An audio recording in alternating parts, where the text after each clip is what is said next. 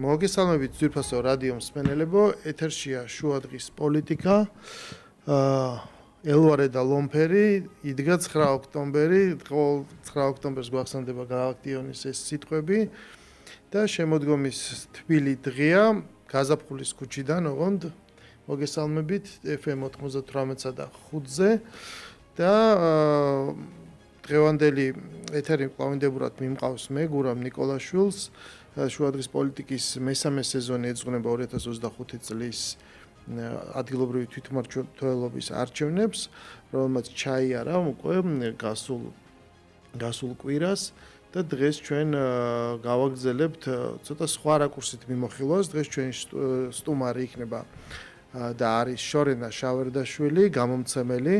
ჩემი დიდი ხნის მეგობარი, რომელთანაც მრავალი წლის ურთიერთობა გვაკავშირებს და რომელთანაც ბოლო, უკვე 2000 წლეულის მანძილზე განვიხილავთ ხოლმე მიმდინარე პროცესებს და ძალიან საინტერესო იქნება იმაზე ლაპარაკი თუ სად ვართ, რა მდგომარეობაში ვიმყოფებით და ცოტა როგორ შევხედოთ დიდ სურათს. ჩვენ დღევანდელი დისკუსიის თემა დავირჩიეთ ესეთი საგანი, რომ დებატის შესაძლებლობა. რამდენად საზოგადოებაში დღეს რამდენად დარჩა ამ განვლილი მოვლენების ფონზე დებატის შესაძლებლობა, ელემენტარული კულტურული ურთიერთობების შესაძლებლობა სამწუხაროდ ის თამასა დავიდა ძალიან ქვემოთ, ანუ უმარტივესი რაღაცები არის ასახსნელი სამტკიცებელი რაკურსი მოსაძებნი, რომ როგორ შეიძლება რომ ასეთ პოლარიზებულ გარემოში რაღაცა ადამიანური გადარჩეს და მთლიანად ყველაპარაკი აღარ არის პოლიტიკურ შეხედულებებზე თუ პოზიციაზე, ხო, ელემენტარულად ადამიანებმა უბრალოდ რაღაცა ქუჩაში ერთმანეთის მიმართ არ გამოხატონ ზიზღი, აი აქამდე მივედით, იმიტომ რომ ეს ყველაფერი გაცდა ბუნებრიობის ფარგლებს და პოლიტიკა გახდა, ისაც არის პოლიტიკური საკითხი, გახდა ერთგვარი ყოფნა არ ყოფნის აპოკალიფტურ ეგზისტენციალური საკითხი, ხო? და ამის გამოც ადამიანები თავის თავს მორალურად ამართლებენ იმაში, რომ აი კი ყველაფერი მოსულა. ყველაფერი გახდა დასაშვები, ცოტა დოსტოევსკი გვახსენდება ამ კუთხით, ხო და რაღაც თითქოს ეს დემონი არის გამოშვებული და აი ზუსტად ამაზე გვინდა ამ დიდებულ დღეს, ესეთ დიდებულ სტუმართან ვილაპარაკოთ ამ თემაზე. დავიწყოთ მაშინ და პირველ რიგში შორენა, ანუ შენი შთაბეჭდილება, ანუ შენ როგორ შეაფასებ, როგორც ეს რევოლუციურ ენაზე იტყოდნენ მიმდინარე მომენტს. სად ვიმყოფებით ჩვენ ახლა? როგორც ქვეყანა და როგორც საზოგადოება. იცი ძალიან ისეთ რთულ და ისეთ კითხვას ვავ ხა ძალიან ზოგადს ერთია რომ სად ვიმყოფები მე და მერისი ასე ვთქვათ მე როგორ აღვიქვავ რაღაცებს და მეორეა რომ სად ვართ ხო ერთი არის ჩვენი რაღაცა ემოციური რეფლექსია და მეორე არის რაღაცნაირად ცოტა რაციონალიზაცია ამ პროცესების. მე მგონია რომ აი ამ ჩვენმა ციფრულმა ეპოქამ ძალიან ხელი შეუწყო აი ამ რაღაცა დეჰუმანიზაციას. მე მგონი რომ ჩვენ რადგან პირისპირ აღარ ვსაუბრობთ როგორც წესი, ხო, ჩვენ ოპონენტებთან ვსაუბრობთ სოციალურ ქსელებში, ვსაუბრობთ ვირტუალურად. ბევრად უფრო ადვილია აი ამ სტანდარტების, ასე ვთქვათ, დაკარგვა და ელემენტარული ადამიანობის და ადამიანური სტანდარტების დაკარგვა, როდესაც ეს ყველაფერი ხდება რაღაცა ვირტუალურ სივრცეში და როდესაც შენ კლავიატურასთან ზიხარ და რაღაცას აკაკუნებ.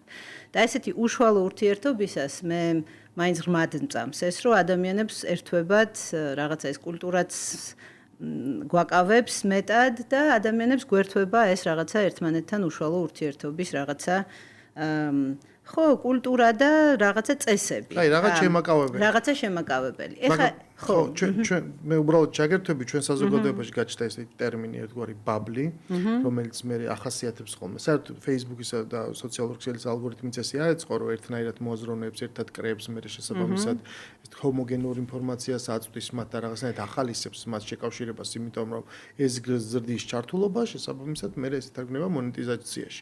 მაგრამ მოწოლა ლაპარაკობთ ამ ფენომენზე, აქ უნდა ვიცოდეთ, რომ აქ უკვე ხდებიან ადამიანები, რომლებიც ერთმანეთს ან მანამდე იცნობენ და შემდეგ გადადის ეს ციფრულ ურთიერთობებში, ან მე იქიდან იცნობენ და ეს რეალურ ურთიერთობაში. ბოლოს და ბოლოს ერთი წელი ამ ხალხმა იარა ფიზიკური პროტესტის ადგილას. ამის მიუხედავად, ჩვენ ვხედავთ, რომ ეს შემაკავებელი ფაქტორია.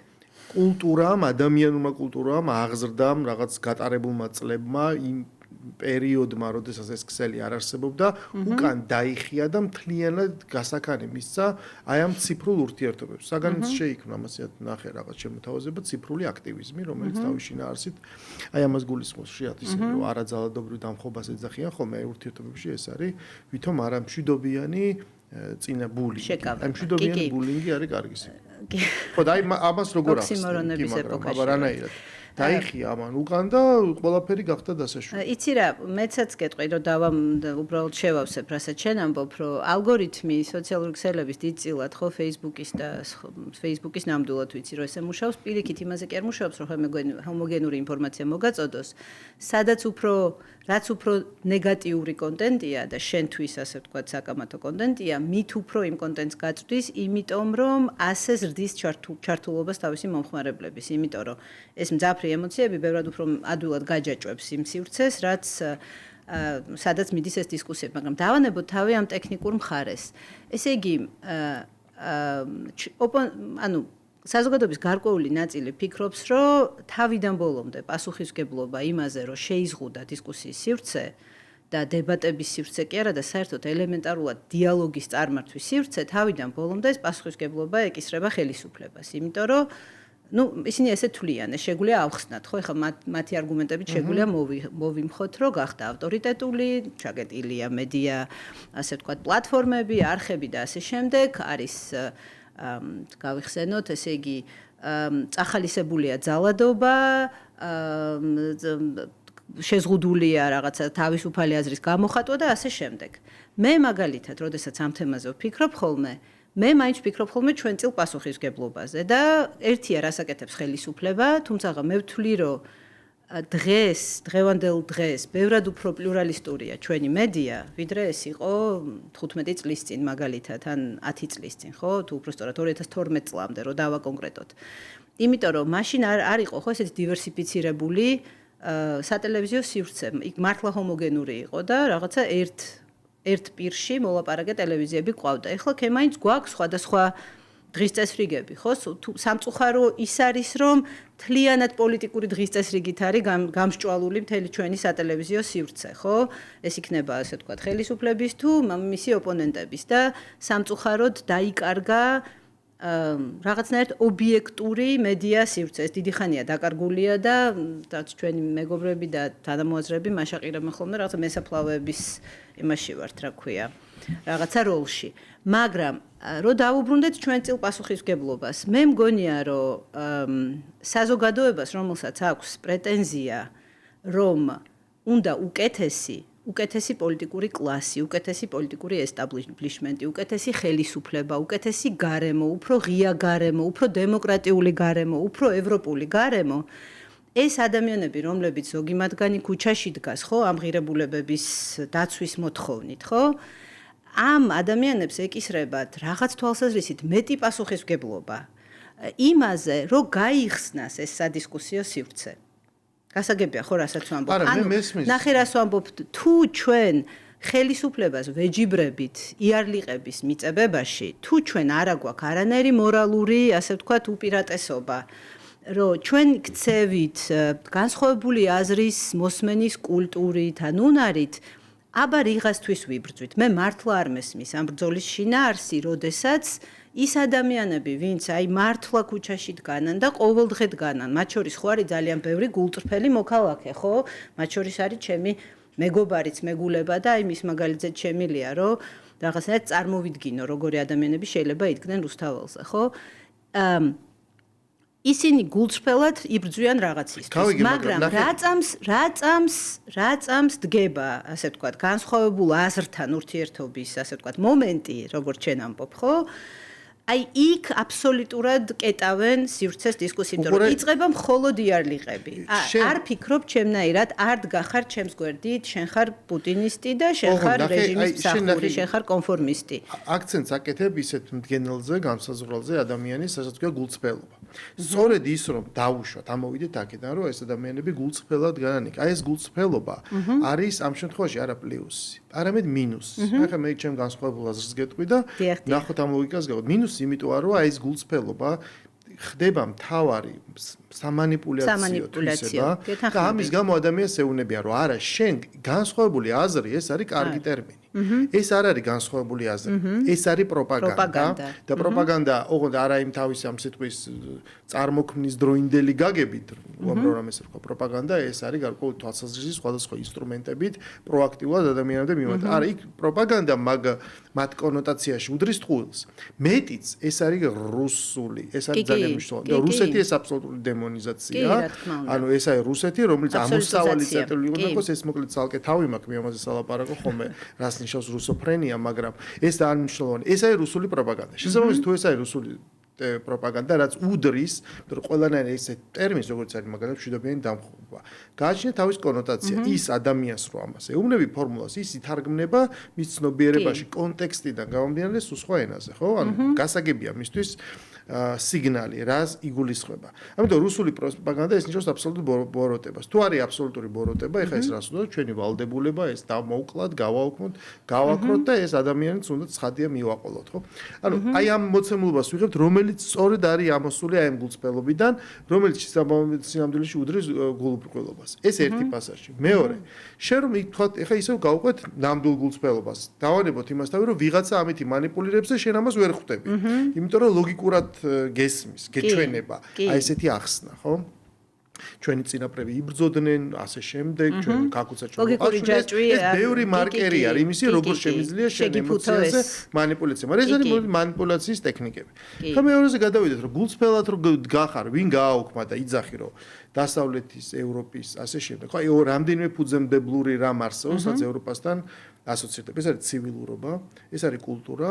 ეს არის კრიტიკული აზროვნება, ცოდნა, განათლება. ანუ ეს ვინ გააუქმა?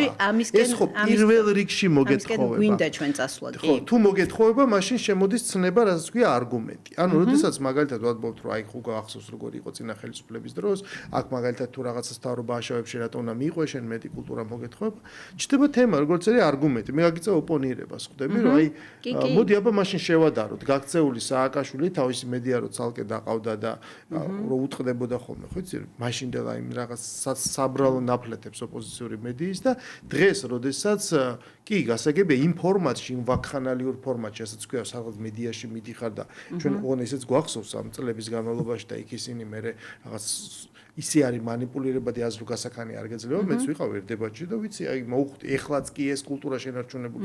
არა გაქვს საშუალება ბოლომდე გაიშალო. ამის მიუხედავად, ანუ თვალსაზრისის და სოციალური ქსელიც ამას უზრუნველყოფს.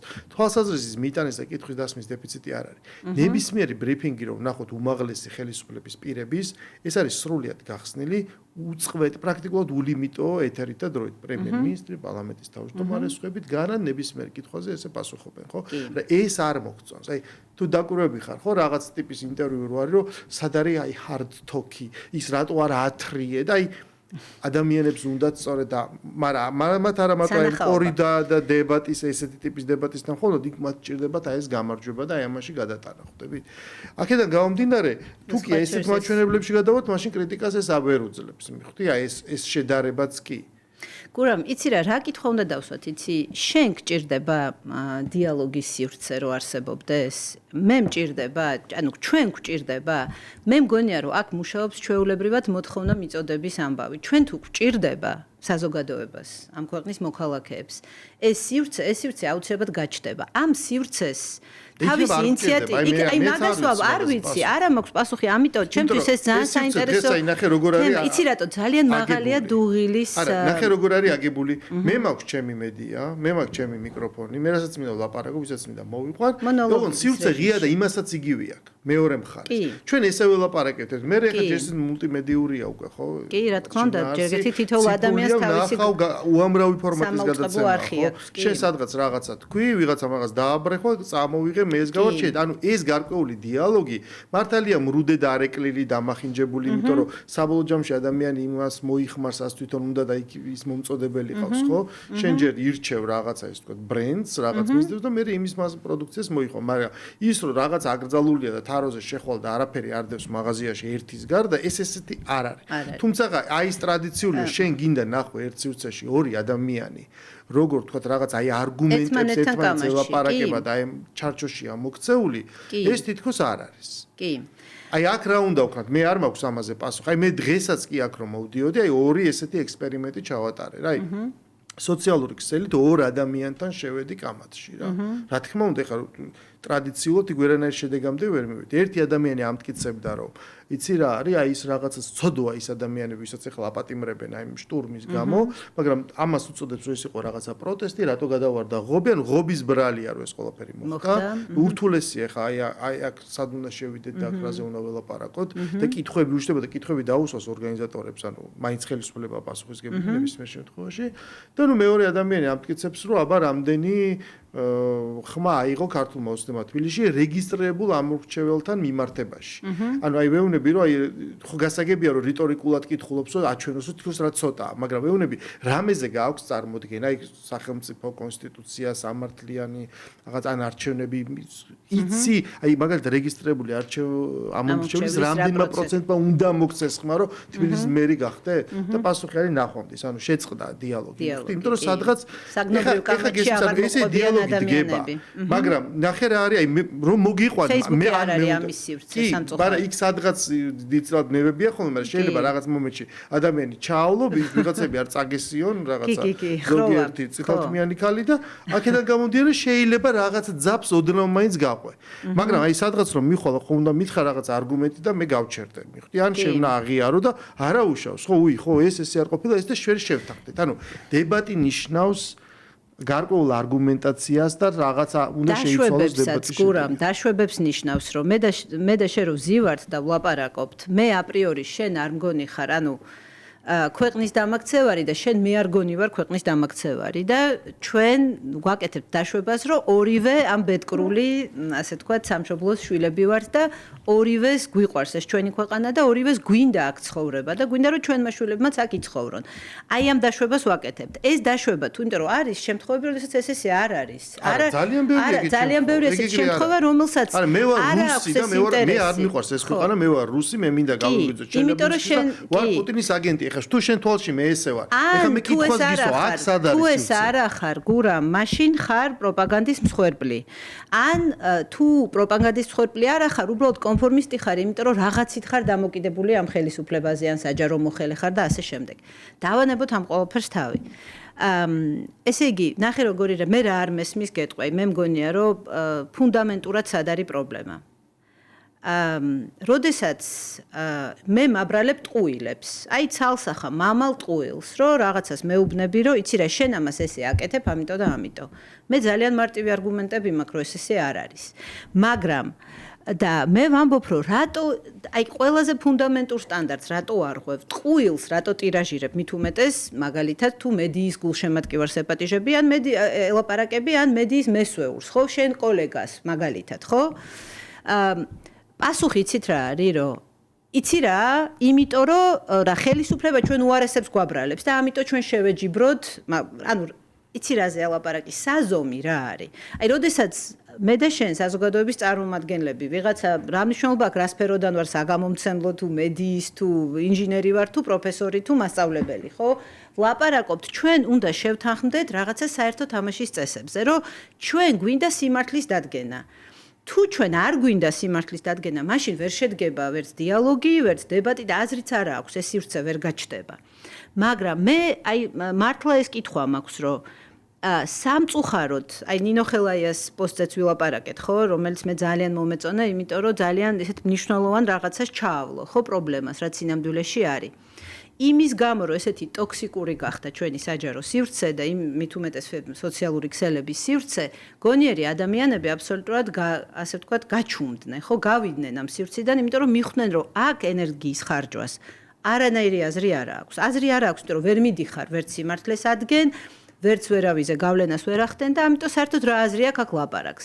ამიტომ ჩვენ მივიღეთ რაღაცნაირად დადუმებული საზოგადოება, ხო? გონიერი ადამიანების მათ შორის, რომელიც უბრალოდ ამ სივრცეში აღარ არიან და ამ სივრცეს თავს აღარ უყადრიან, ხო? დიდწილად მეც ძალიან იშვიათად რომ რაღაცაზე თქვა საჯარო კომენტარი გავაკეთო, იმიტომ რომ ამის აზრს ვერ ვხედავ და მენანება ჩემი ენერგია ამ სივრცისთვის, ხო? და სინამდვილეში რა მოხდა? ეს სივრცე რაღაცნაირად მონოპოლიზებულია ესეთი ტოქსიკური, ძალიან რადიკალური ხმებით, ხო? რომელსაც არც განსხვავებული აზრის მოსმენა აინტერესებს, არც სიმართლის დადგენა აინტერესებს, ისინი ოპერირებენ ძალიან ისეთი მოცემულობებით, ხო, რომ კლიშეებით და მორჩა იქ აზროვნება დამთავრებულია. სამწუხაროდ ჩვენი საჯარო სივრცე უბრალოდ აღარ ტოვებს აზროვნების სივრცეს და იმ ადამიანებს, ვისაც ჯერ კიდევ გვაინტერესებს ეს აზროვნება და გვინდა რომ რაღაცებზე დავფიქრდეთ და ჩვენთვის ყველაფერზე პასუხი არ გვაქვს და ყველაფრის რეცეპტი არ გვაქვს, როგორც ვთქვათ, იმ ადამიანებს, ვისაც გონიათ, რომ ყველაფერი იციან და ყველაფრის პასუხი აქვთ, ამისთვის სივრცე არ რჩება. და ამიტომ ჩემი კითხვა არის ეს, რომ ვინ უნდა გააჩინოს ეს სივრცე? ჩვენ გვაქვს და არის თუ არა მეორე კითხვა აქვე არის ის, რომ ვინ უნდა გააჩინოს ეს სივრცე ერთი და მეორე არის კი ამისი დრო. იმიტომ რომ ეხლა ჯერჯერობით ისევ ძალიან მაღალია პოლიტიკური ასე ვთქვათ ტემპერატურა, ხო და დუღილი. მოდი მაგხას გავყო ჯერ ერთი, ანუ თუ ვიღაცამ უნდა გააჩინოს და ვალდებულება არის, აი მან უნდა გააჩინოს, ვიღაცას აქვს პასუხისმგებლობა. აი მაგალითად ჩვენ ხედავდით რაღაც პროტესტებს. მაგრამ შენ როცა ქვია პოლიტიკოსი, შენ როცა ქვია რაღაც აზრის ლიდერი, ხო? აი მე მაგალითად შევეხე. მქონია პირადი შეხებების, მაგალითად აი მელიქიშვილის გამზერზე ოფისში, როცა ადამიანები ჩვენ ამას ხედავთ და უმრავლესობა 99.99% საქართველოს მოსახლეობის ამას ხედავს რაღაცა ტიპის ეკრანზე რა, ტელეფონის, ტელევიზორის და ასე შემდეგ. შენ იყავი თვითხელოვანი. მე აი ვიყავი და ამას უყურებ, აი ამასაც და ის რაც კამერაში ვერ ხვდება დააკვირდე ვიღაც ადამიანების ქცევას თვალებში შეხედო ადამიანს ზოგი ფხიზელია ზოგი არ არის ფხიზელი ვინ რაც აი ეს ყველაფერი და შესაძლოა მე ზუსტად ხვდები იქ და მე დავწერე კიდევაც ამაზე ვინ არის პასუხისმგებელი მე ვისთხოვ პასუხისმგებლობას რა და მე მარინ ნაკანს ან ეგეთ პერსონას არანაირ პასუხისმგებლობას ვერ მოთხოვ იმიტომ რომ შეუძლებელია ხე საერთოდ სხვა განზომილება მაგრამ არსებობს ადამიანები ვისაც მოეთხოვება ამიტომ ეს ჯერსიც არსებობს მან რანჟირება რა დიფერენციაცია ვის რა მოეთხოვება და ვისაც მოეთხოვება, იმას მეტად მოეთხოვება. ვისაც მეტი პასუხისმგებლობა აქვს, იმას არავის არ მოეთხოვება და ეს რაღაცა უნდა დაბადოს, მაშინ ჩვენ მივდივართ ეს პადაღებულ სენტენციამდე, რასაც ქვია, მაშინ ბაზარი დაარეგულირებს. ანუ მაშინ ბაზარი ანუ ეს სიტუაცია თვითონ წარმოშობს რაღაც ნიშას, ხო? იმიტომ რომ ის რაც თანდათანობით არსებობდა თავის დროზე ხო 90-ებში გაზეთი, არხი ერთი იყო, ნუ მანამდეც ხო მით უმეტეს ახლა საბჭოთა კავშირის აღართული. შემდეგ ეს დაიწყო ჟურნალების გამოცემა, გაჩნდა ორი ძირითადი გამოცემა 20 წლის წინ ვამბობ, არსებობდა გარკვეული პაეკრობა. დაეწია სოციალური ქსელი, ეს როგორც მულტიმედიამ, შემდეგ ამის დისტრიბუცია თი გადავიდა, მაგრამ რაღაც პერიოდში ინარჩუნებს შენ აკადემიურობას. შემდეგ ეს მთავრდება. სწორედ ძალიან სიმბოლურია მე ეთერამდე კითხე, რომ როდის რომელ წელს დაიხურა ლიბერალი და ძალიან სიმბოლურია რომ აი მოლოდინიც ქონდა ზუსტად ეგ მითხარი რომ 2019 წელს 2019 წელი არის გარდატეხის მომენტი 2019 წელია როდესაც ხდება ეს ეგრეთ წოდებული გავრილოვია და აი ამაზე აგებული პროტესტი ესეთი მოდელირებული ეს გაღიზიანებული ემოციები როდესაც გარკვეული დრო გადის მომავალ წელს არჩევნებია და არიქა უკვე დროა დაიწყოს აქტივიზმი და მოხდეს ახალი ცვლილება ხო ხტები მიუხედავად იმისა რომ საზოგადოება მზად არის თუ არ არის და იმის შემდეგ ეს უკვე დახურულია რა ეს სივრცე თანდათანობით ყოველწლიურად და ხელისუფლებაც ერთვება ბუნებრივია ამ თავის დაცვაში ანუ მეთოდები ხანდახან აი იმას დიუმას უწერია რომ არსებობს ხანდახან ეშმაკს ცეცხლით უნდა შეებრძოლო ეს მეთოდები ბუნებრივად არის მანამდე პერიოდში ეს სხვანაირად არის გაგახსენებთ მე მსმენელსაც და შენს რომ თავარი კლიშე რასაც ქართულ ოცნებას ეძახდნენ არის ხო უნიათოობა უნიათოობა იმიტომ აი შენ ვერ ახერხებ პრეზიდენტი შენ არ ხარ საკმარისად აგრესიული შენ ამას ვერ იმაშვები ნახე შენი წევრები და ეს იყო ძირითადი უნიათო 2019 წლის მერე მსგავს პეპიტიც ვერ გაიგებ და მოგეთ ეს სხვაგან წაგვიყვანს ისევ ჩვენ თემას რომ დაუბრუნდე თემა არის ის რომ აი როგორ უნდა გაჩნდეს სივრცე მაგრამ შენ სწორად ვკითხოს და კი მაგრამ ვინმეს ეს სჭირდება ჩვენ მაგალითად აი მე რო ხა მეთერში მოვიყვანო ვიღაცა ძალიან სერიოზული ოპონენტი ხო მე ვნახავ ძალიან არა ყველა 100%-ს მაგრამ საკმაო რაოდენობის გაღიზიანებულ ადამიანს რომელიც იტყვია რომ ეგ მაგას საერთოდ რატო ალაპარაკებ მაგას გესმის ზუსტად სხვათა შორის აი ამ ის ახსენე ხო რომ ხანდახან ხელისუფლებასაც უწევსო მე მესმის ასე უბრალოდ ლოგიკურად შემიძლია გავიგო ვეთანხმები არ ვეთანხმები ეს ცალკე საკითხია მაგრამ ლოგიკურად შემიძლია გავიგო რატო აკეთებს რაღაცას ქართული ოცნება იმიტომ რომ ის ემუშავება თავის ელექტორატს თავის მომრჩეველს, ხო? და სხვათა შორის ამაში არიან ძალიან თანმიმდევრულები, განსაკუთრებით ბოლო რამდენიმე წლის მანძილზე. მათ აქვთ გამოკრისტალებული, ასე ვთქვათ, თავისი მიზნები და ამოცანები, თავისი ნარატივი და აბსოლუტურად თანმიმდევრულად მიყვებიან ამ თავის ნარატივს. ეთანხმები ამას, არ ეთანხმები, ეს ცალკე საკითხია აბსოლუტურად, ხო? გააჩნია ვის ეკითხები. ეხლა რატო ვამბობ ამას, რომ ანუ შესაბამისად ეს სულ მაქვს ხოლმე იმისი განცდა, რომ ოპოზიციური, ასე ვთქვათ, ლიდერები არ არიან კავშირში თავისივე ამომრჩეველთან. საერთოდ აქედან იწყება ეს ამბავი, იმიტომ რომ მე მგონია, რომ ისინი რო იყვნენ უფრო მეტ კავშირში და უფრო ახლოს რო იცნობდნენ თავის ამომრჩევლებს, ისინი არ დაუშვებდნენ იმ შეცდომებს, ან არ მიიღებდნენ ისეთ გადაწყვეტილებებს, რომელსაც ჩვენ ბოლო 3-4 წელია ვუყურებთ. რამაც ასევე ძალიან დააზიანა ზოგადი პოლიტიკური კლიმატი, დააზიანა ასევე ასე ვთქვათ, როგორ ვთქვათ, რადიკალიზაციას შეუწყო ხელი და ასე შემდეგ, ხო? მაგრამ პოლიტიკურ პასუხისგებლობას დავანებოთ თავი, დავუბრუნდეთ ისევ საზოგადოებრივ სივრცეს, ხო? და დავუბრუნდეთ იმას, რომ გვაქვს თუ არა ჩვენ ამ ქვეყნის მოქალაქეებს სურვილი, მოთხოვნა იმისი, რომ ვიცოდეთ, დავადგინოთ ფაქტები ჩვენს გარშემო მიმდინარე მნიშვნელოვან მოვლენებზე. აი გავიხსენოთ, რა ვიცი, აი ნებისმიერი მოვლენა გავიხსენოთ ჰესის მშენებლობიდან დაწყებული, არ ვიცი, აი ნებისმიერი პოლიტიკური აგვისტოს ომი დამთავრებული. ძალიან კარგი მაგალითია, რომ არსებობს თემები, რომელიც რაღაც დრო რო მოდის, მაგალითად ომზე აგვისტო არის ესეთი თემა. ხო და ნახე, აი ზუსტად მაგას ვამბობ. მე-17 წელია ერთი და იგივე თემა იღეჭება და საერთოდ ანუ სხვა რაკურსაც ვერ შემოიტან, რომ აი მაგალითად ვთქვათ, რომ აი ჩვენ საქართველოში აი ეგ რაღაცას ვკამათობთ 30 ადამიანი, ხო? აი ესე მთელი სამყაროში, პლანეტაზე ხო 8 მილიარდი ადამიანი საფეხებზე კიდია ეს რაკურსი.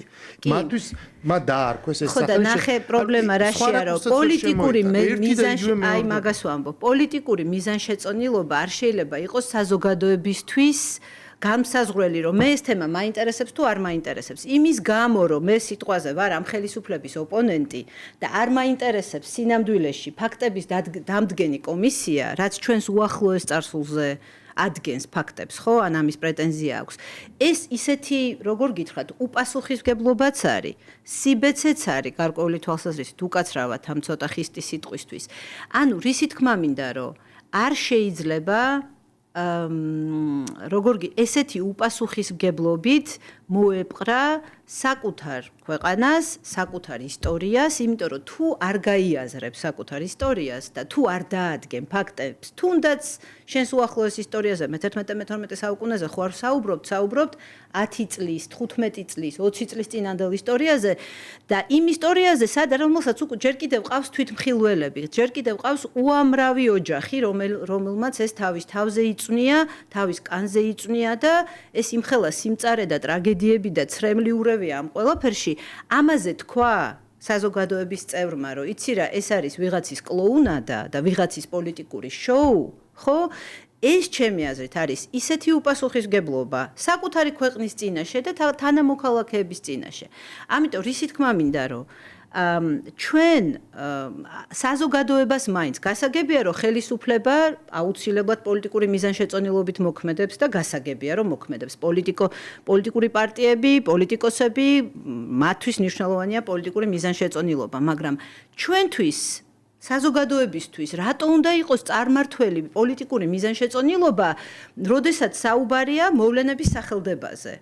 ანუ არ უნდა ვთქვათ, რომ ეს ყველაფერი ხდებოდა, ან არ უნდა ვთქვათ, რომ მაგალითად ოპონენტი გეუბნება, რომ შენ აი რატო მაშინ ანუ სულ აქვს რაღაც სათქმელი ხა. აქ მხოლოდ წარსულზე არ არის ლაპარაკი, აქ არის ლაპარაკი. რატო გუშინ არ ქენი, რატო ეს, მაგრამ ამაზე პასუხად მე რას ვეუბნები, რომ აი თუნდაც ამ კითხვების დასმა ან შენ სხვა რამე გამოიძიე, შენ აი ეს გამოიძიე ის გავრილობის გამეს რა მოხდა მაგალითად, ხო შექმენი კომისია. მაგრამ ეს რას ნიშნავს, რომ ამას ჭირდება გარკვეული ინსტრუმენტები.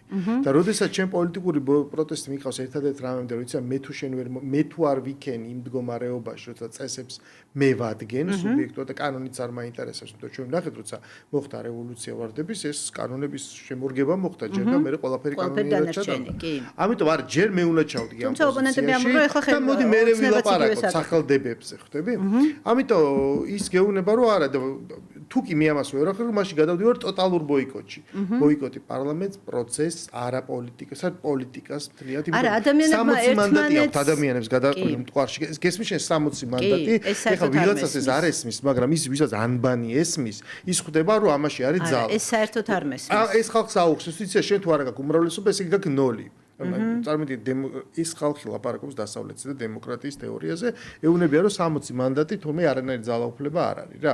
ანუ შენ იმ პირველი ნაბიჯი გადადგი, პირდაპირ წვერში გინდა რომ არც ერთი შენი თქმის არ იყოს, არ ძალამრჩეველს დაელაპარაკო, არაფერი არ გააკეთო მსგავსი გესმის? და როდესაც ჩვენ მე ვიღებთ ბოიკოტს პარლამენტის მიმართ, საერთოდ პოლიტიკური პროცესის მიმართ, მე საზოგადოების მხრიდან, საერთოდ აი ჩვეულებრივად ადამიანები იძახიან, რომ არა შენ არ უნდა არსებობდეს საერთოდ რა, გაჩვენ, დაგბლოკე, განაყრე. ეხლა აი ამ პირობებში რანაირად შეიძლება რომ ის ყველაფერს იტყვის მე, რომ არა, რა დროს კომისია იყო, არ არის საჭირო დღეს სახელდება. აი ან იქიდან დავიწყოთ, აი ალბათ უმეტესობა უკვე აღარ არის ცოცხალი, მაგრამ აი რატო არ მოხდა ლუსტრაცია, გადავიდოთ მე მაგაზე და ასე შემდეგ. ხდები, ამიტომ ვერ ხდება ერთიანი დღის წესრიგის შემუშავა. იცი რა, გურა, მე ღრმად მწამს, რომ ჩვენი პოლიტიკური ცხოვრება და ზოგადად პოლიტიკა შედგება პოლიტიკური ინფრასტრუქტურისგან. ამ ინფრასტრუქტურის ნაწილი არის, რა თქმა უნდა, ყველაზე გავლენიანი ხელისუფლება, მაგრამ არის ოპოზიციაც, არის საზოგადოება და არის ყველა, ასე ვთქვათ, შტო, ასე ვთქვათ, საზოგადოების ვინც აი ყველა ჩვენ ვართ ყველა ჩვენთაგანი ვართ ამ პოლიტიკური კულტურის და პოლიტიკური სისტემის შემადგენელი. ამიტომ, როდესაც ჩვენ რაღაცა კრიტიკულად ვცდილობთ გავაანალიზოთ რა ხდება რეალობაში რა ხდება, არ შეიძლება ჩვენ კრიტიკულები ვიყოთ მარტო ერთი მიმართულებით, მარტო ხელისუფლების მიმართულებით. არ შეიძლება ეს, იმიტომ რომ ეს როგორი რაღაცა იცი, ეს არის რაღაცა ძალიან ფრაგმენტული, ვიწრო ხედვა, ასე ვთქვათ, აი ამ რაღაცა რეალობის, რომელიც ჩვენ ვერ მოგცემს სურათს, ვერანაირად ობიექტურად ვერ გაიაზრებ რა ხდება შენს გარშემო და შენს თავს. ანუ ეხლა შენ ისეთ რაღაცას იძახი რა, ნახე, ბევრ რაღაცას აგებ არგუმენტს, აი არ შეიძლება ეს, არ შეიძლება ის, მაგრამ ყველაფერზე არსებობს ოპონენტი. კი, რა თქმა უნდა, მე ველაპარაკები ჩემს ქვეყანა არის ოკუპირებული, ყველაფერი შეიძლება. თანამოქალაქეებს, რომელთაც არ აქვთ კონკრეტული პოლიტიკური დღის წესრიგი როგორ არა აქვს? ყველას აქვს. როგორ შეიძლება 300 დღე როგორც მეუნება ვიდგე სადღაც ხარსა და წვიმაში ესე ბანერიდან და არ მქონდეს პოლიტიკური დღის წესრიგი. იმ ადამიანებს აქვთ პოლიტიკური დღის წესრიგი და კონკრეტული პოლიტიკური ამოცანები, მაგრამ ვიღაცის ისის პოლიტიკა მე რო ჩემს საქმეს ვაკეთებ და მაქსიმუმ წელიწადში ერთხელ მივიდე და არჩევნებზე ხმა მივიყანა, იმასაც აქვს. ანუ ეს შენი პოზიცია, ანუ საერთოდ დემოკრატიული წყობა იძლევა ამის ფუფუნა შენ რომც არ მონაწილეობ და მაინც მონაწილეობ. ერთ რაღაცას ერთ ცოტა ისე რომ აუთი რომ გავაკეთოთ ამ თემიდან, აი ჩარლი კირკის მაგალითი რატო მინდა რომ მოვიყვანო, იცი? ძალიან საინტერესო ფენომენია საერთოდ ჩარლი კირკის ფენომენი. არ აქვს მნიშვნელობა ლიბერალი ხარ, კონსერვატორი ხარ, საერთოდ ამას არ აქვს მნიშვნელობა, თავისთავად მისი გავლენა და მისი ფენომენი არის ძალიან საინტერესო და რატო? ნახე რა მოხდა. ამერიკაში მოხდა ესეთი რამე, რომ მედიაც, აი ბოლო 15 წელი განსაკუთრებით, ბოლო 20 წელი განსაკუთრებით, რომ ძალიან ჩაიკეტა პოლიტიკური სისტემა, ხო? ჩაიკეტა ერთ იდეოლოგიაში, ხო? ესე იგი, რაღაცნაირად ეს დავარქვათ ამას ლიბერალური იდეოლოგია, თუ რა ვიცი, ბევრნაირად შეიძლება ამას რაღაცნაირად სახელი დავარქვათ. როგორც მედია, ისე პოლიტიკური სისტემა, ისე აკადემიური სივრცე, ანუ ყველგან სადაც საზოგადოებრივი აზრის, ასე ვთქვათ, ფორმირება და სივრცეებია, ყველგან რაღაცნაირად დომინანტური გახდა ეს ეგრეთ წოდებული პოლიტიკური ლიბერალიზმი. მე ამას ლიბერალიზმს განზრახ არ ვეძახი, იმიტომ რომ ლიბერალიზმი თვისობრივად კარგი რამეა რა, მაგრამ აბსოლუტურად აღარ არის კავშირში ლიბერალიზმის იდეა პოლიტიკურ ლიბერალიზმთან, რაც ჩვენ მივიღეთ და იმ იდეოლოგიასთან, რასაც დღეს ხედავთ და რისი ასე ვთქვათ დაღმასვლასაც ახლა ვუყურებთ. რატო ვამბობ? ნახეთ, ჩარლი კირკმა თქვა, რომ მე მინდა ველაპარაკო ახალგაზრდებს. ჩემი სამიზნე აუდიტორია არიან ახალგაზრდები, ხო? ახალგაზრდები, რომლებიც სწავლობენ მათ შორის უნივერსიტეტებში. და რა გააკეთა, რომ პირდაპირ დადიოდა უნივერსიტეტის კამპუსებზე და პირდაპირ ედებატებოდა სტუდენტებს. აიღებდა რაღაცა თემას, ყოველ ჯერზე სხვადასხვა თემა ქონდა, აიღებდა რაღაცა თემას და მიდიოდა ამ თემაზე დებატები. ეს იქნებოდა რაღაცა ოჯახის თემა, ეს იქნებოდა LGBT თემები, ეს იქნებოდა რაღაცა აბორტის უფლება და ქალის უფლებები და ასე შემდეგ, ხო, რეპროდუქციული უფლებები და ასე შემდეგ. და აი ამ ასე ვთქვათ, აი ამ კამათში ის კი ვიღაცებს იგერიებდა, მაგრამ ნებისმიერ შემთხვევაში ამ ადამიანმა მიაღწია იმას, რომ 40% ახალგაზრდების ელექტორატის მიემხრო ტრამპს, ხო? ანუ უზარმაზარი პოლიტიკური გავლენა ქონდა სწორედ ამის გამო. ანუ მე რისი თქმა მინდა იცი, რომ ძალიან მნიშვნელოვანია კიდევ ერთხელ ვამბობ, არის რაღაცები, რაშიც შეიძლება დაეთანხმო ჩარლი კირკს, არ დაეთანხმო მისი, ასე ვთქვათ, ღირებულებათა სისტემა და ასე შემდეგ ეს ცალკე განხილვა. შინაარსში არ შევდივარ, მე შევდივარ იმაში, რომ ძალიან მნიშვნელოვანია. არა, სამიზნე აუდიტორიის განსაზღვრა, ვის ველაპარაკებით, ვის ელაპარაკები. მე მაგალითად მივხვდი, რომ ვერ ველაპარაკები, იმიტომ რომ ის ადამიანები არ ტოვებენ ამის სივრცეს. ვერ ველაპარაკები ადამიანებს, რომელიც მოდი პირობითად ვთქვათ, რომ დგანან რუსთაველზე. იმიტომ რომ მათთვის იმდენად დავიწროვებულია სივრცე, როგორ გითხრა, აზროვნების, რაღაცის აღქმის, არა აქვთ მათ იმის სივრცე, რომ რაღაცა მოისმინონ, იმიტომ რომ მათ უკვე ძალიან ჩამოყალიბებული ყველა კითხვაზე პასუხი აქვს და მათ აქვთ ძალიან ჩამოყალიბებული ფსოფხედველობა, რომელსაც ვეღარ შეცვლი. ამიტომ, ნუ ხო არ აჯანჯღარებ ხა ადამიანს გინდა თუ არა მომისმინე და მელაპარაკე და ჩემიც მოისმინეო, აზრი არა აქვს, ხო? ამიტომ ძალიან მნიშვნელოვანია, რომ სწორად განისაზღვროს, რომ ვისთვის უნდა შეიქმნას ესეთი სივრცე. სადებატო სივრცე, დიალოგის სივრცე, საუბრის სივრცე, აზროვნების სივრცე და რა ფორმით. მე მგონია, რომ აუცილებელია, რომ ეს მოხდეს სუმცირე საუნივერსიტეტო სივრცეში, სუმცირე ახალგაზრდებთან, მედიაში გაჩნდეს უფრო მეტი პლატფორმა, თუნდაც ამდაგვარი რადიოებში, პოდკასტებში, თუ ტელევიზიებში ეს ვერ ხდება. ძალიან ბევრი რისკია გეტყვი, რატო? იმიტომ რომ მეც გქონია ხო აუდიტორიაში გამოცდილება იმის, რა ქვია, ლექციის ანასე შემდეგ და ძალიან მნიშვნელოვანი მომენტია, ჯერ ის რასაც ჩვენ ნახვედავთ ვიდეოებში ჩარლი კირკის, ხო, ეს არის ამერიკულ საზოგადოებაში ცოტა მიღებული და აპრობირებული ფორმატი რა, ესეთი. კი, გასაგებია, გასაგებია. საჯარო კითხვა-პასუხი როგორია. თუმცა აკადემიური სივრცისთვის ძალიან ორგანული. ხო, იქაურობი ეს საქართველოში ვერ ნახავ ეგეთ ღია დებატს. მიხდი ხო კიდე რაღაც ესთეტიკაა, ხო? აი ამ ფორმატის რაღაც ეზოში დგას მიკროფონი. თუმცა ამის ციტირებებს ჩვენ ვხედავთ, ხო? ციტირებებს კი, მაგრამ მე იქ მიდის დეკონსტრუქცია იმ რაღაცა კლიშეების, რომლის გარშემო სტრიალებს საზოგადოებრივი. ანუ ჩვენ სივრცეში ხშირად უმრავლესობას ნახავ ძალიან ინდიფერენტულს. ის ბავშვი დადის, თავის საგანი აინტერესებს ქულა, ჩათვლა, მე ფიქრობს რაღაც ანმუშაობაზე, ან რაღაც წასვლაზე. ანუ რთულია იქიდანაც გამოარჩიო ეს მე რო სტუდენტი ვიყავი, შემდეგ როცა არ ვიყავი, შემდეგ როცა ლექტორი ვიყავი. მაშინ ეს საგზნობია, ამიტომ თუ რაღაც არაორგანული არის თქმა მინდა, ჩვენ ვიღებთ შემდეგ რაღაცა ყალბს. აი გახსოვს ერთი პერიოდი ეს TEDx-ის პლატფორმა ძალიან საინტერესო იყო, რაღაც ისეთი ადამიანები ნახე, მოისმინე რა კაი ფორმატია 17 წუთში ნებისმიერას. მე ეს დააკოპირეს ქართულად, მივხვდი რომ ეს რაღაც ჩინური ვერსია გამოვიდა. იმიტომ რომ ეს არ არის ესეთი ორგანული, ხო? ეხლა ყველაზე ორგანული ჩვენთვის სუფრა idea-ში, მაგრამ ხო ვერ გამართავ ეს რაღაცა. ყოველ მოსახვევში. მე სხვა შორის ამაზე შეგეწინააღმდეგები, მე მახსოვს რომ ლიბერალს რო ვაკეთებდით, ჩვენ დავდიოდით უნივერსიტეტებში და ვხვდებოდით სტუდენტებს ველაპარაკებოდით და არაერთი საინტერესო ადამიანი, კონტრიბუტორი, ჩვენი მკითხველი აღმომიჩენია ამ სივრცეში და ამის სწორედ ასე შეიკრა მე რაღაცა ეგრეთ წოდებული ახლა რასაც community-ს ვეძახით, ხო, საზოგადოება თუ რაღაცა სივრცე, როგორც იქამდე უცხელ შოკოლადში, ის მე ლიბერალში. ზუსტად ეს შეხვედრები იყო ძალიან ორგანული. აი, მაშინ კაი რაღაცა ახსენე და გითხავ. ჩვენი საქმიანობის და მე ძალიან მეხმარებოდა რომ და ვის ველაპარაკებოდით რა შერჩევითად ცხადია ეს აუდიტორიას ნახავ რა უბრალოდ ესეთი მასობრივი ვერ იქნება მე მაგის თქმა მინდოდა როგორც ის ჩარლი კირკი რომელიც ღია და ნებისმიერი გამოვლენილი ეზოში კამპუსში სად არის საქართველოს და კამპუსი გასულ და მოვიდეს მიკროფონთან ნუ ესეთი არ არის მაგრამ აი გაიხსენე მე რამდენჯერმე ალბათ ნამყოფი ხო დისკუსიები სერია ციკლი ბიოლის ფონდში ჯერ იყო ეს ვაკეში იქაც ვარ ნამყოფი მე გადავიდა საფურთალოზე სადღაც ვეძისში და დღესაც ხო დევს ეს არქივი. მე არ ვიცი, ხა მე მგონი აღარ ტარდება მსგავსი არაფერი, მაგრამ არ მინახავს, მაგრამ ის ძველი ხო დევს და იქ შენ ხედავ პირველ რიგში პანელს, სადაც მოყავთ მართლა სრულიად განსხვავებული ადამიანები დღეს ალბათ ქუჩაში შეიძლება რავი 500 სროლობდნენ. ეს ერთ პანელზეც ხალხი იჯდა, აკადემიური სივრცე იქნებოდა, მათ ჰქონდათ ლაპარაკის საშუალება, კითხვები და ეს ყველაფერის ფორმატი იქ დებოში არ ხდებოდა, ხვდები? ანუ შენ დღეს წარმოგიდგენია, რომ ეს კვლავ შესაძლებელია? ხო და მაკითხვაზე რუსო გამყიდველობა და რაღაც ბოლოს რაღაც უნდა ესრო. ეს კულტურა გახდა იმ ადამიანების ხდეს სხვა შორის ბევრი მონაწილეა იმისი დასაშვები. გურამ, უნდა ვცადოთ.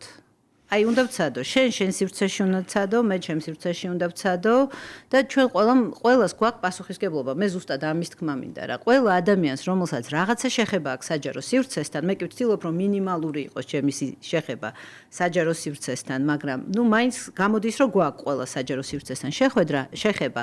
ყველამ ჩვენი უნდა ვცადოთ და შევხედავთ ამ ყველაფერს, იმიტომ რომ მე მგონია, რომ არიან ადამიანები, რომლებსაც შეუძლიათ რაციონალური მსჯელობა. შეიძლება არ არიან ბევრნი, მაგრამ არიან და რომელთაც შეიძლება აი ამ რაციონალური მსჯელობისას რაღაცა აზრი შეიცვალონ. ან შეიძლება არ შეიცვალონ აზრი, მაგრამ რაღაცაზე მაინც დაფიქრდნენ. მე მგონია, რომ არიან ესეთი ადამიანები ჩვენ საზოგადოებაში და ღმერთმა არ ქნას, რომ არ იყვნენ. უბრალოდ გურამ ბევრი მათგანი არ ჩანს, კიდევ ერთხელ ვამბობ, ესეთი ადამიანები არ ჩანან საჯარო სივრცეში და იქნება ილუზია, ნახე როგორ ილუზია იქნება ილუზია ესეთი რომ მხოლოდ ის ადამიანები არიან ჩვენ საზოგადოებაში, ან ისეთები არიან, როგორებიც ლაპარაკობენ და ეს ბოდიშს ვიხდი, არ მინდა არავის შეურაცხყოფა მივაყენო, მაგრამ ეს ყაყანი, თან ტოქსიკური ყაყანი და ერთმანეთის შეურაცხყოფა ეს არასახავს რეალობას. ბევრად უფრო კომპლექსური და საინტერესოა ჩვენი საზოგადოებრივი სივრცე, ვიდრე შენ გეტყვის ოპონენტი, იცი რა არის? ვიდრე ეს ჩანს საჯარო სივრცეში. ლაპარაკობ შორინა, რომ გაჩნდეს სივრცეები, ადამიანები დააჯდნენ, ილაპარაკონ, რაღაცა კრიტიკული აზროვნება, ეს ყველაფერი არის ბოლის გამოშვება. ეს არის ერთგვარი ცუდია ბოლის გამოშვება. ეს არის ერთგვარი რბილი ძალა. სინამდვილეს, როდესაც დაეხმარება დეესკალაციას და პროცესების. ქვეყანა არის ესეთ მდგომარეობაში და აი რაღაცა ისევ გეონები ამოსავალი წერტილი არის ამიტომაც ძალიან რატო იყო აქტუალური და რატომ იყო ამხელა გამოხმაურება ნინო ხელაიას სტატუსი სვენელს შეიძლება უმრავლესობას ეს არ აკნანახი მაგრამ ეს არის ჩვენი მეგობარი რომელიც საზოგადოებრივ მაუწყებელზე მუშაობს რომელიც აქცენტი გააკეთა იმაზე რომ ძირი დაპირისპირების პრობლემის ეს არის ჩემი ენაზე ვიტყვი აი ეს აბსოლუტური რუსოფრენია ეს რუსოს ძახილის ამოტანა რაღაც პოლიტიკური დოქტრინის ხარისხში და ამითი იარლიყის მიწებება და პრაქტიკულად თლიანი სადებატო სადისკუსიო სივრცის აბსოლუტური მოკულა. იმიტომ რომ ეს არ გიტოვებს არანაირ გასაკეთებას. არა, გარდა სადებატოსი, გურამ. რატომ მოყვამს? ეს ძალიან სწორად მოეჭიდა იმ პრობლემის არსს, გესმის? იმიტომ რომ აქ შენ თუ ამას აღიარებ, მაშინ ყველაფერი იხوره, მაშინ მთელი შენი ეს ინფრასტრუქტურა, მთელი შენი ჩარლი კირკობა, ეს არის უბრალოდ რაღაცის აბსოლუტურად გეთანხმები. ნახე, ყველაზე მთავარი, რითიც თქმაც მინდოდა კიდე კაი რომ გამახსენდა. ზუსტად ეგ არის, რომ არა თუ სადებატო და სადისკუსიო სივრცე კი არა. ბოლო, რა ვიცი, ალბათ 8 წელია, 6 სულ მცირე, რომ არ რჩება სივრცე, საჯარო სივრცე იმისთვის, რომ ჩვენ ვილაპარაკოთ იმ პრობლემებზე, რაც გვაწუხებს. მე შემიძლია ჩამოთვალო ის პრობლემები, რაც მე მაწუხებს, ხო?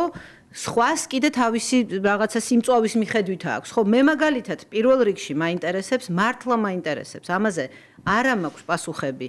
აი ამ ციფრულ ეპოქაში, ხელოვნური ინტელექტის ეპოქაში, საერთოდ როგორი უნდა იყოს ან საშუალო განათლება, ან უმაღლესი განათლება. უნივერსიტეტი როგორც ესეთი იდეაში, რაც არის უნივერსიტეტი, მკვდარია, აღარ არსებობს. იმიტომ რომ ცოდნის მიღება, ხო, შეგიძლია შენი ტელეფონით უკვე, ხო? და ამას აღარ ჭირდება, ასე ვთქვათ, უნივერსიტეტში სიარული. აბა რა ფუნქციას უნდა ასრულებდეს უნივერსიტეტი? და საშუალო განათლების საფეხურზე საერთოდ რა უნდა ხდებოდეს? ეს ჩვენი ბავშვები რო გაღმარიან და სახელმძღვანელოები და ჩვენი საშუალო განათლების სისტემა გამოხმა, სად აი აბსოლუტურად გადასააზრებელია თლიანად განათლების სისტემა. ჩემთვის ეს ისეთი, როგორ გითხრა, ეს რაღაცა ინტელექტუალური ის კი არ არის, ფიქრი. ეს არის რაც მე ყოველდღიურად მაწუხებს. ჩემ შვილებთან ურთიერთობაში მაწუხებს. ახალგაზრდებს რო ვუყურებ მედია აკადემიაში ყოველ 4 თვეში ერთხელ ახალი ნაკადი გვყავს და მით ნაკადი და ნაკადზე უარესდება ის უნარჩვევები, რომლებიც ამ ახალგაზრდებს აქვთ, ხო, წერა კითხვის, კრიტიკული აზროვნების და ასე შემდეგ. რას იწვევს ეს ახალგაზრდების ბრალი ეს არ არის. ეს არის სისტემის ბრალი, ეს არის გარემოს ბრალი. ამიტომ რა გვაქვს შესაძლებელი? ფუნდამენტურად რაღაცებია შესაძლებელი. არა, ეს მეორე საკითხი, მე მაწუხებს რეცეპტი კაცო, აი ამ ხელისუფლებას ამ რუსულ გადავწყვეტ ყველაფერი დაალაგდება. ხო. მეორე საკითხი, რაც მე ძალიან მაწუხებს, არის დაცლილი სოფლების თემა და ეს თავკომბალა თბილისი და რეგიონების თემა. ესე იგი, რაჭა არის ერთ-ერთი ყველაზე, რადგან მე რაჭასთან მაქვს, ხო, ესეთი შეხება. რაჭარი ერთ-ერთი ყველაზე დაცარიელებული მხარე საქართველოში, ერთ-ერთი ყველაზე ულამაზესი და ყველაზე დაცარიელებული მხარე საქართველოში. სოფლებს ისე გაივლი, რომ ბავშვს ვერ აჩვენებ ძროხას, ან ღორს, ან ქათამს, იმიტომ რომ აღარ არიან იქ მაცხოვრებლები. ზაფხულში ჩავდივართ და მოვდივართ, ხო? ანუ სოფლის დაცარიელება ეს არ არის მარტო რომ ადამიანი ხა იქ აღარ ცხოვრობს და სხვაგან ცხოვრობს. ეს ძალიან დიდი და მასშტაბური პრობლემაა, ხო? იმიტომ რომ კავშირშია სოფლის მეურნეობასთან, საკვებთან, რა ვიცი, ყველაფერთან. მესამე თემა, რაც მე მაწუხებს, ეს ძალიან დიდი თემაა და ეხა არ შევალ, იმიტომ რომ ავწდებით ჩვენი დისკუსიის საგანს. მესამე თემა არის ის, რომ საკვები, საქართველოსი გახდა ერთ-ერთი ყველაზე ძვირი ქალაქი სოფლიოში. განსაკუთრებით პროდუქტების ფასის და ხარისხის შესაბამისობა არის საერთოდ წარმოუდგენელი რამე და შედარებული მაქვს, აი რაღაცა ძირითადი პროდუქტები უძვირესი ქალაქების, ასე ვთქვათ, მაღაზიებში და სუპერმარკეტებში არსებულ ფასებთან. ეს არის წარმოუდგენელი. მესამე ყველაფერი გასწორდება. არ გასწორდება. მეოთხე თემა, სხვათა შორის, მეოთხე კი არა შეიძლება იყოს ერთ-ერთი მთავარი თემა, რადგან თუ ჩვენი ქვეყნის, ასე ვთქვათ, მოსახლეობის თუ მოქალაქეების 80%-ს მიაჩნია ჯერ კიდევ, რომ ევროკავშირში უნდა გაწევრიანება, უნდა იყოს, იცი როგორი არსებითი, როგორ გითხრა, საუბრები ევროკავშირზე, რომ რა გველის, რა პასუხისმგებლობებია, რა ტიპის ეკონომიკური ურთიერთობები გვექნება ევროკავშირთან. ჩვენ შევძლებ ამ იმპორტი და ექსპორტი როგორ იქნება, კვოტები ხო არ იქნება. საერთოდ რა არის ეს ევროკავშირი ან ევროპის ქვეყნები, რომელიც ისევე განსხვავდებიან ერთმანეთისაგან, როგორც მაგალითად ჩინეთი და არ ვიცი რა მოვიყვანო მონტანა, ხო, აბსოლუტურად განსხვავდებიან ევროკავშირის ქვეყნები ერთმანეთისგან, ხო, ეს ხო არ არის რაღაცა მონოლითური მასა. არ არის მონოლითური, არ იქნება ყველაფერი კარგად. ჩვენ არ ვიცით სინამდვილეში რას ვესწრაფვით. ანუ არანაირი რისი თქმა მინდა რომ შევაჯამო, ხო, ეხა ეს მე ჩემთვის მწვავე თემები ჩამოვთვალე, რაზეც მაინტერესებს დისკუსიის მოსმენა, რაზეც მინდა ინფორმაციის მიღება, რაზეც მინდა ფიქრი და ასე შემდეგ, ხო? არ რჩება სივრცე ამ თემებზე საგნობრივი განხილვი. საერთოდ არ რჩება. ჰესის დღემდე ვერ ჩამოვყალიბდი, ის ჰესი უნდა აშენებულიყო თუ არ უნდა აშენებულიყო, ვერ ჩამოვყალიბდი, გესმით თქვენ რა სავალალო მდგომარეობაში ვარ და ბოდიშოხტი შევაჯამებ უბრალოდ რომ ესე იგი თუ არ გაჩნდება რაღაცა ტიპის სადისკუსიო სადებატო კიდე შემდეგი საფეხურია, გურა, იმიტომ რომ ეს კიდე უფრო მაღალ ხელოვნებას მოითხოვს და კულტურას, იმიტომ რომ დებატების კულტურა კიდე უფრო რთული რამეა. ჯერ საუბრობთ ჩვენ უფრო დაბალ საფეხურზე, დისკუსიაზე და საუბარზე, ერთმანეთის მოსმენა შევძლოთ, უბრალოდ იარლიყების მიწებების გარეშე. ჯერ დაანახვა.